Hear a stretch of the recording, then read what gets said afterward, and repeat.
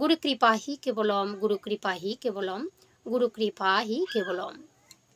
তো মাসিক চলাকালীন মেয়েদের 3টি কাজ পুরোপুরিভাবে নিষেধ করা হয়েছে। এই কাজগুলো কি করলে কি হয়, না করলে কি হয়, তো আজকে আমি আপনাদের সামনে ব্যাখ্যা দেব পুরো শাস্ত্র সম্মতভাবে। তো অনেকে এর আগে আমি ঋতুকালীন সময়ে যেসব কাজগুলো করা যাবে না সেগুলো বলেছিলাম। অনেক মায়েরা বলছে তাহলে আমরা যদি না করি তাহলে সেগুলো কে করবে। সত্যি তো, যদি না করি সেগুলো কি করবে, তাহলে আমরা কি নিয়মে সেই কাজগুলো করতে পারবো অবশ্যই আমাদেরকে জানতে হবে। তো এখানে প্রমাণসহ বলা হয়েছে বরাহ পুরাণ, তারপরে মহাভারতের শান্তি পর্ব, আবার হচ্ছে শুশ্র সংহিতা, তারপরে বলছে বিষ্ণু সংহিতা। এগুলোর মধ্যে কি বলা আছে, 4টি শাস্ত্রে আমরা 3-4 দিন রজ প্রবৃত্তি থাকাকালীন কি কি করব না আর কি কি করব, তো করলে কি ক্ষতি হবে এই বিষয়ে কিছু আলোচনা। তো সংসারে মঙ্গলের জন্য আমাদের যে নারী পুরুষ আছে উভয়দেরকেই কিন্তু শুনতে হবে। যদি শুনে মেনে চলা যায় তাহলে সংসার কিন্তু অবশ্যই উজ্জ্বল হবে, আর নাহলে কিন্তু অনেকটা ক্ষতি হয়ে যাবে। আর যেটা হচ্ছেও আমাদের সংসারে সুখ শান্তি নেই, কারণ আমরা জানি না নিয়মগুলো। তো বলছে বরাহ পুরাণে বলা হয়েছে কি মায়েরা 3 দিন রজপবিত্র হয়ে হয় যে এটা কিন্তু নিজেরাই চেয়ে নিয়েছে। বরাহ পুরাণে বলা আছে এটা মায়েরা নিজেরাই চেয়ে নিয়েছে। মানুষ বলে, মায়েরা বলে যে আমরা যে পাপী, সারা জীবন আমাদেরকে এই পাপ ভারটা বহন করতে হয়, যে আমাদের 11 বছর বয়স থেকে যতদিন পর্যন্ত আমাদের ক্ষমতা আছে আমরা ঋতুবতী হতেই থাকি, সারা জীবনে মাসে মাসে মাসক্রিয়াটা হয়, এটা আমাদের পাপের কারণে। সত্যি আমাদের পাপের কারণে। তো কার পাপের কারণে? আমাদের নয়। কার পাপের কারণে? তাহলে চলুন। দেবরাজ ইন্দ্র তার গুরু, যে নিজের গুরু বিশ্বরূপকে হত্যা করেছিল, যার মাথা হচ্ছে 3টি। সেই গুরু হত্যার পাপে গুরুদেব ছিলেন যে পরম ব্রহ্মা, কি যে তোমার হচ্ছে ব্রাহ্মণ। তো গুরুকুল হিসাবে আর ব্রাহ্মণ হিসাবে যে হত্যা করলেন, সেই পাপের সাজা অনুসারে তো কী করলো, যে যে যেমন কর্ম করবে তার তেমন ফলও হবে। ইন্দ্রদেবের সারা শরীরটা গলে পচে, মাছ মাংস পচে গেলে যেমনটা গন্ধ হয়, এরকম গলে পচে রক্ত পুষ পোকা হয়ে গেল সারা শরীরে।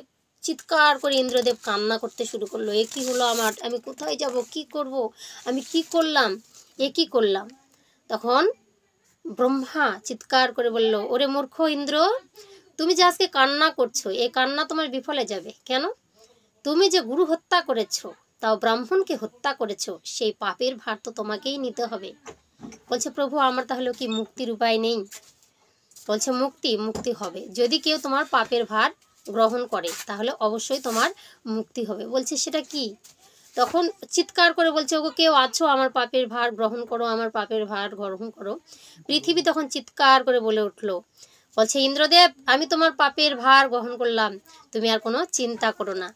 যখনই পৃথিবী এই যে পাপের ভার গ্রহণ করলো, তখন ব্রহ্মা নিজে বলল, ওরে পৃথিবী, ওরে ধরিত্রী, তুমি যে এই যে ইন্দ্রদেবের এই পাপের ভার গ্রহণ করলে, তুমি আজ থেকে বন্ধ্যত্বায় পরিণত হবে। দেখবেন পৃথিবী মায়ের, ধরিত্রী মাতার সব জায়গায় বাবা ফসল ফলে না, কোনো ঢিবি, কোনো চড়া, কোনো জায়গায় বিল, এরকমও আছে, তাই না? সব জায়গায় ফসল ফলে না। কার জন্য? সেই ইন্দ্রের মহাপাপের সেই ভার নিয়েছিল জন্য, দায়িত্ব নিয়েছিল জন্য। তো ব্রহ্মা কিন্তু অভিশাপ করেছিলেন। আর কে? পৃথিবীর নানা জায়গায়, বলছে এর থেকে পৃথিবীর নানা জায়গায় গর্তের সৃষ্টি হবে। এই পাপের ভার কিন্তু ধরিত্রী মাতা বহন করে চলেছে। তারপর চিৎকার করে বলে উঠলো, কে? বৃক্ষ মাতা, ওরে ইন্দ্রদেব আমি আপনার পাপের ভার গ্রহণ করলাম। বৃক্ষকে সঙ্গে সঙ্গে সে ব্রহ্মা বলে উঠলো, বলছে, বৃক্ষ তুমি এই যে পাপের ভার যে গ্রহণ করলে ইন্দ্রদেবের, তাহলে তুমি আজ থেকে যেখান থেকে তোমার কাটা হবে সেখান থেকে শুধু আঠা বের হবে। বৃক্ষ তখন চিৎকার করে বলল, ব্রহ্মাদেব আমার কি মুক্তির কোনো উপায় নাই? বলছে, আছে, তোমার একটা মুক্তির উপায়, যেখান থেকে কাটা হবে সেখান থেকে আবার নতুন করে ডালপালা গজাবে। অনেক বৃক্ষ আছে বাবা, কিন্তু ডালপালা গজায়। 3য় নাম্বার কে নিল? এই যে পৃথিবীর মধ্যে মায়েরা গ্রহণ করলো। এই যে আমাদের মতো মায়েরা বলছে, ইস সন্তানটা কত কষ্ট পাচ্ছে, তিনি তো ভগবান, বজ্র শক্তি তার কাছে আছে। চিৎকার করে বলে উঠলো, ইন্দ্রদেব আমরা পৃথিবীর মায়েরা আপনার পাপের ভার গ্রহণ করলাম। যখনই এই কথা বললেন, তখনই সঙ্গে সঙ্গে ব্রহ্মাদেব বলে উঠলেন, বলছে যে মায়েরা তোমরা যখন এই ইন্দ্রদেবের পাপের ভার গ্রহণ করলে, তাহলে তোমাদের এই পাপের থেকে ওই ইন্দ্রের যে পাপ আছে সেখান থেকে তোমরা অধিকারী হলে প্রত্যেক মাসে তোমরা রজস্বলা হবে। তোমরা এই সময় ঠাকুর ঘরে যেতে পারবে না। চিৎকার করে বলে উঠলো মায়েরা, বলছে তাহলে আমরা কি করব, ঠাকুর ঘরে যেতে পারবো না, আমরা পুজো পাঠ করতে পারবো না। বলছে তাহলে আমাদের মুক্তির উপায় প্রভু। বলছে তাহলে তোমরা 3 দিন প্রচণ্ড রজস্বলা হবে, প্রচণ্ড রজপ্রবৃত্তি থাকবে 3 দিন। এই 3 দিন তোমরা ঠাকুর ঘরে যেতে পারবে না, স্বামীর কাছে সহবাস করতে পারবে না, এটা কিন্তু তোমরা করতে পারবে না। তখন মায়েরা কি করে, তখন থেকে 3 দিন কিন্তু নিজেকে বলছে আলাদা করে, এই 3 দিন আলাদা থাকতে হবে, কারো বিছানায় থাকা হবে না। যেমন মানুষ অসুস্থ ব্যক্তিকে আলাদা করে দেয় তেমন থাকতে হবে, এটা শাস্ত্র বলেছে। মায়েরা এখন বলবেন এটা তো আমরা আগে জানতাম না। জানতেন, আগেকার মায়েরা এরকম থাকতেন। তাহলে তাদের কালে পূজা কে দিত, রান্না কে করতো। এখন তো আমাদের একটা করে সন্তান, আর আমরা মেয়ে সন্তান নিতেও চাই না, আবার যৌথ পরিবার চাই না, মানে স্বামী স্ত্রী আর সন্তান নিয়ে আমরা আলাদা হয়ে যাই। তাহলে তার জন্য তো এত কষ্ট। আগেকার মায়েরা যৌথ পরিবারে থাকতো, যা না হয় শাশুড়ি, না হয় বড় হয়তো জায়ের কোনো মেয়ে আছে বড়, বা নিজের কোনো মেয়ে আছে, তারা কিন্তু রান্না পুজোটা কিন্তু চালাতো। আর এখন আপনি ভাববেন আমার স্বামী অফিসে যায়, কাজ করে, তাহলে তার রান্নাটা কে করবে? উপায় নেই। আমরা এখন তাহলে কি করব, কি করে রান্না করব, তাই না? এটা তখন কিন্তু আমাদের মনে কিন্তু ধারণা আসে। তখন শাস্ত্র অনুযায়ী, শাস্ত্রে বলেছে, কি বলেছে, তো এই যে যদি তুমি ঘরে কেউ না থাকে, মা থাকেনি, শাশুড়ি থাকেনি, আপনার কোনো একটা উপযুক্ত মেয়ে নেই, স্বামীরও সময় নেই, তাহলে আপনি পরিষ্কার পরিচ্ছন্ন হয়ে স্নান সেরে এই যে রন্ধনশালাটা, তাকে কিন্তু অন্নপূর্ণার মন্দির ভাববেন। অন্নপূর্ণার মন্দির ভেবে এই যে গলার মধ্যে বস্ত্র দিয়ে বলবেন, মাগো তুমিও তো জননী, তুমিও তো নারী, আমিও তো নারী, আমার ঘরে কেউ নেই, আমি তো যদি রান্না না করি তাহলে আমার স্বামীরা, সন্তানেরা খেতে পারবে না, তাই মা তুমি আমায় ক্ষমা করো, আমি আজ থেকে রান্না করতে গেলাম। সেই অবস্থায় পরিষ্কার বস্ত্র পরিধান করে রন্ধনশালায় গিয়ে করজোড়ে মিনতি করে, আর এই যে মহামন্ত্র হরে কৃষ্ণ কৃষ্ণ কৃষ্ণ হরে হরে, হরে রাম রাম রাম হরে হরে বলতে বলতে আপনাকে কিন্তু রান্নাটা করতে হবে।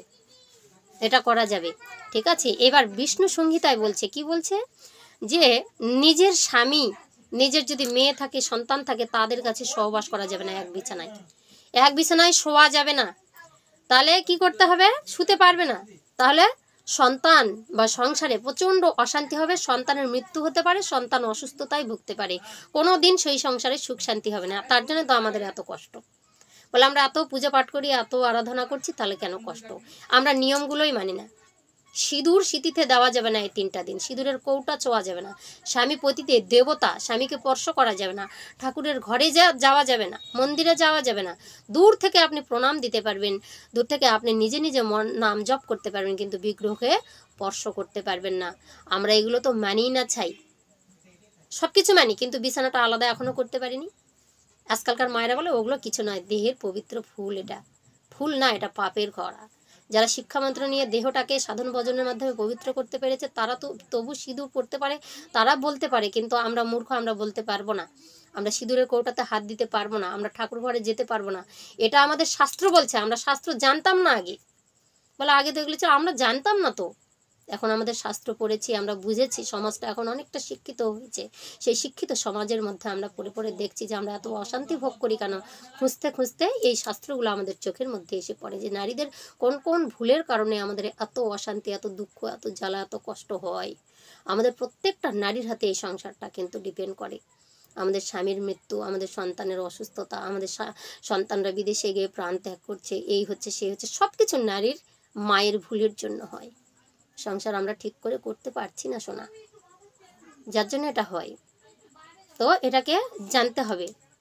তাহলে কি বলছে, এবার মহাভারতের শান্তি পর্ব বলল, কি বলেছে, রজ প্রবৃত্তি সহকারে স্বামী স্ত্রী নারী পুরুষ সঙ্গম করতে পারবে না, সঙ্গমে যাওয়া যাবে না। আজকাল এগুলো মানে, যখনই মেয়েরা বিয়ে হয়ে আসে, ইয়ং জেনারেশন, তারা ঋতুবতী হোক আর যেই হোক, গেলেই হলো। এই 3টা দিন প্রচণ্ড রজ প্রবৃত্তি থাকবে। ব্রহ্মা অভিশাপ দিয়েছে, কেন? ওই ইন্দ্রের পাপের ভার নেওয়ার জন্য। তো এই 3 দিন সঙ্গম করা যাবে না, দুজনেই কিন্তু কি হবে, তাহলে নরকের দ্বারস্থ হবে, নরকে গমন অবশ্যই হবে। এটা তোমার হচ্ছে মহাভারতের শান্তি পর্ব বলল। তাহলে এবার বলছে এই 3 দিন যাওয়া যাবে না, নিজেকে আলাদা করে রাখতে হবে, ছোঁয়া যাবে না, স্পর্শ করা যাবে না। আর বলছে শুশ্র সংহিতা, এটা কে লিখেছিলেন? মহারাজ ঋষি শুশ্রক। তিনি কি বলেছিলেন? তো তিনি বললেন যদি ওই অবস্থায় মানে ঋতুকালীন অবস্থায় মাসিক ক্রিয়া চলাকালীন অবস্থায় স্বামী স্ত্রী মিলন করে সঙ্গম করে তাহলে পতিদেবতার 3টি রোগ হয়। প্রথম রোগ, চোখের দৃষ্টিশক্তি হারিয়ে যায়, চোখের জ্যোতি কমে যায়। দ্বিতীয় হচ্ছে বল হারায়, ক্ষমতা হারিয়ে ফেলে, ছেলেদের যে পুরুষত্ব সেই ক্ষমতা হারিয়ে যায়। আর তৃতীয় নম্বরে বুদ্ধিভ্রংশ, ছেলেটা পাগল হয়ে যায়। এই যে 3টি ক্ষতি কিন্তু স্বামীর হয়ে থাকে বা পার্টনারের হয়ে থাকে বা পুরুষের হয়ে থাকে, এগুলো জানতে হবে। আর বরাহ পুরাণ বলছে 3 দিন মন্দিরে যাওয়া নিষেধ, ঠাকুরের বিগ্রহকে স্পর্শ করা যাবে না, 3 দিন মন্দিরেও যাওয়া যাবে না, পুজো পাঠও করা যাবে না। আর যদি এগুলো করে ফেলেন তাহলে সংসার কিন্তু চিরদিনই কষ্টে দুঃখে থাকবে, কারণ আমরা এই জ্বালাতে ভুগতেই আছি না জেনে। এবার জেনে শুনে কেউ বিষ খাবেন না, বিষ খেলে তার মরণ অবশ্যই হবে। জেনে শুনে যদি আগুনেতে হাত দেই, না জেনেও দেই, তাও কিন্তু ক্ষতি। এতদিন আমরা জানিনি, তাও আমাদের ক্ষতি হয়েছে, এখন জেনে শুনেও যদি হাত দেই তা আমাদের কিন্তু ক্ষতি হবে। তার জন্য প্রমাণ সাপেক্ষ যে শাস্ত্রগুলো প্রমাণ দিয়েছে এগুলো আমরা এখন মানবো। এখন যেহেতু আমরা জানছি, না জেনে তো আমরা অনেক কিছু করেছি। এবার কি বলছে, ঠাকুর ঘর যদি দূরে থাকে, মন্দির দূর থেকে আপনি প্রণাম নিবেদন করতে পারবেন, আপনি জপ করতে পারবেন, আপনি কিন্তু কৃষ্ণ নামও করতে পারবেন। কিন্তু যদি একাদশী করতে হয় একাদশীও করতে পারবেন, কিন্তু নিজে হাতে ভোগ লাগাতে পারবেন না, ঠাকুরকে ধরতে পারবেন না, এটা বলেছে। ঠিক আছে, এবার বলছে এই 4 দিনে, এই যে তোমার হচ্ছে শুশ্র সংহিতায় বলেছে 4 দিনের মাথায় আপনাকে স্নান করতে বলেছে। 3 দিনের মাথায় স্নান করে আপনি কিন্তু পুজোর জন্য করতে বলেনি, 4 দিনের মাথায় আবার স্নান করতে বলছে। স্নান করতে কেন বলেছে? 4 দিনের মাথায় আপনি সংসারে রান্না করবার জন্য, স্বামীকে স্পর্শ করবার জন্য, স্বামীকে ছোঁয়ার জন্য, সন্তানদের কাছে শোয়ার জন্য, এক বিছানায় থাকার জন্য 4 দিনের মাথায় স্নান করতে বলেছে। নাহলে সংসারে কিন্তু অশান্তি, সন্তানদের অসুস্থতা ফুরাবে না যদি এই নিয়মগুলো না করি। আর কি বলেছে? 5 দিনের মাথায় কি বলছে? 5 দিনের মাথায় স্নান করতে বলেছে সংসারে ফিরবার জন্য, যে কাজগুলো আমাদের বন্ধ ছিল 5 দিনে স্নান করে আমাদেরকে পুজো পাঠ করতে বলেছে। আর আমরা কি করি? 3 দিনেই পুজো পাঠ স্নান করে মনে হয় যে ঠাকুর না খাই আছে। দুনিয়ার যত বিশ্বের যত ঠাকুর আছে সবাই জানে আমাদের কি কি করার দরকার আর কি কি করার দরকার নাই। আপনি জোর করে কিছু করতে যাচ্ছেন, সেটা গ্রহণই করছে না। বাড়িতে শ্বশুর শাশুড়ি তারা দেবতা, স্বামী দেবতা, তাদের সেবা দেওয়া, তাদের কাছে থাকা, সন্তানদের খাবার দেওয়া, সন্তানদের কাছে থাকা, এগুলো সব আমরা ক্ষতি করি, প্রতিনিয়ত ক্ষতি করি, যার জন্য আমাদের সংসারে এতটা অমঙ্গল নেমে এসেছে। তো আমাদের আগে যে ঠাকুমা বা মা মাসিরা বলতো যে গরু ছাগলের দড়িটাও ডাঙাতে হয় না, যে কাপড়টা আপনি মেলবেন, সেই আজকাল তো এখন ন্যাপকিন হয়ে গেছে মাদের, তো কাপড়টা যেখানে মেলবেন সেটা যেন রোদ্রের মধ্যে মেলানো হয়। আবার সেই কাপড়টাকে যেন চিকা যে ছুঁচোগুলো আছে তারা যেন শোকে না। নিয়ম আছে অনেক। মাছ মাংস খেতে নিষেধ করেছে, বলছে সেই সময় তো বেশি খাওয়ার উচিত। আজকাল আমরা জানছি প্রোটিনযুক্ত খাবার খেতে হবে, অনেকটা শরীর থেকে বেড়ে যায়। কেন? দুধ আছে তো, দুধ, ঘি, মাখন, ফল ফলান্তি এগুলো খেলে তার থেকে বেশি বল ক্ষমতা, তাই নয়? তো এগুলো আমরা মানি না, এগুলো আমাদেরকে মানতে হবে। যদি মানি তাহলে সংসার সোনা, না মানলেই কিন্তু আমাদের সংসার ধ্বংস হয়ে যাচ্ছে। তো স্বামী স্ত্রীর মধ্যে পর্দা পড়ে না, সন্তানরা আজকাল বাবাদেরকে ভাত দেয় না, সন্তান অকালে মৃত্যু হচ্ছে, পিতামাতার আগে সন্তান মরছে। এই যে সন্তান গর্ভে নিয়েও কত নিয়ম আছে। 5 মাসের পরে আমরা ঠাকুর ঘরে আর প্রবেশ করতে পারবো না বলেছিল একটা বাবা, যে আমরা মা বলেছিল যে আমি কি পুজো দিতে পারবো গর্ভ অবস্থায়? 5ম মাস হলে যখনই সন্তানের প্রাণদান হয় তখন আর আমরা পুজোর ঘরে যেতে পারবো না। পুজো করলে আমাদের ঠাকুর গ্রহণ করবে না, সে ঠাকুর তো তোমার পেটের মধ্যেই থেকে গেল। আরও অনেক নিয়ম আছে। অন্তঃসত্ত্বা অবস্থায় গ্রহণ লাগলে সে ঘরে কোনো জিনিস ছোঁয়া যাবে না, মাকে এক কোণার মধ্যে থাকতে হবে। এক কোণার মধ্যে না থাকলে যে কিছু করবে, তোমার একটু কুটনো কাটলেও সেটা সন্তানের গায়ের মধ্যে প্রভাব পড়ে। যদি অখাদ্য কুখাদ্য খাই, যদি অকথা কুকথা বলি, যদি সঙ্গম করি, সেগুলোও কিন্তু আমাদের সন্তানের মধ্যে প্রভাব পড়ে।